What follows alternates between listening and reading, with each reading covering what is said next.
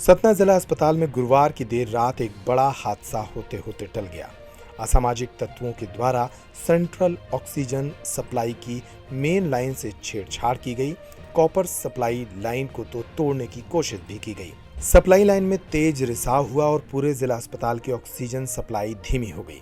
आनन फानन में अस्पताल ने वैकल्पिक व्यवस्था की और सिलेंडर ऑक्सीजन कंसंट्रेटर के माध्यम से जरूरतमंद मरीजों को ऑक्सीजन पहुंचाई गई।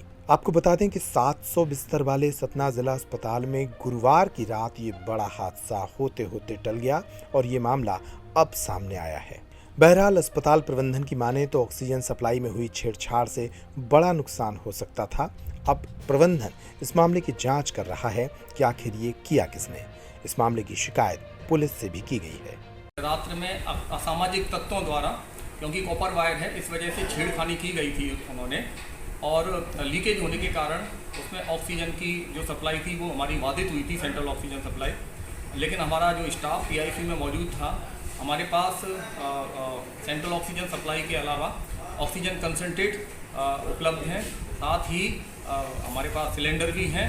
और जैसे ही सूचना शीघ्र हमारे डॉक्टर अमर सिंह को जानकारी हुई, उन्होंने शीघ्र जो ऑक्सीजन की व्यवस्था सुपरवाइजर गौतम जी देखते हैं, असीम गौतम, वो तुरंत आए और उन्होंने उस लीकेज को बंद किया एम सील और स्टिकिंग प्लास्टर लगा के, और उसको कंटिन्यू रखा।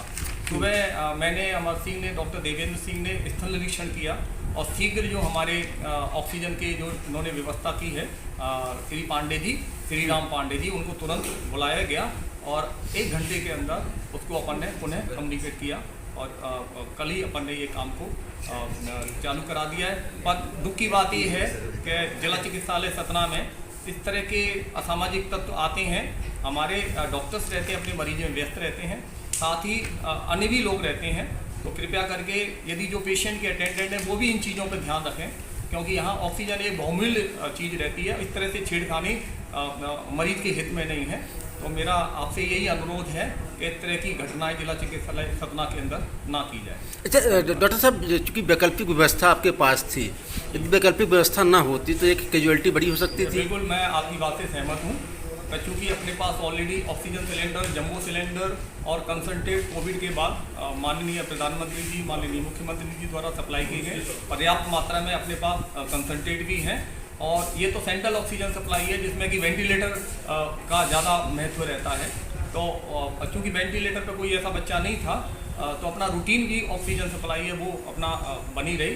फिर भी यदि पेशेंट वेंटिलेटर पे रहता है तो ये अच्छी बात नहीं है कि इस तरह से सेंट्रल ऑक्सीजन सप्लाई में लीकेज। क्या इस मामले की शिकायत पुलिस से करेंगे? चूँकि हाँ, मैंने कल इस चीज़ को, पहले हमने तो प्रायोरिटी पे देखा कि इसको अपन लीकेज को सुधारा जाए, उसके बाद FIR दर्ज अज्ञात व्यक्ति के नाम की जाएगी, क्योंकि देखा नहीं है। यदि सीसीटीवी फुटेज में यदि कोई दृष्ट में आता है तो उसको भी अपन संज्ञान में लेंगे, और जिससे कि दोबारा इस तरह की घटना घटित ना हो।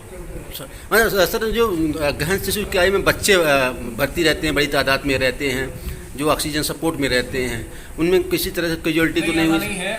बात आपकी सही है, क्योंकि इस समय रेस्पिरेटरी इन्फेक्शन, श्वसन तंत्र से संबंधित समस्याएं काफ़ी आ रही हैं और उसमें बच्चे को ऑक्सीजन की भी आवश्यकता पड़ती है। तो अपने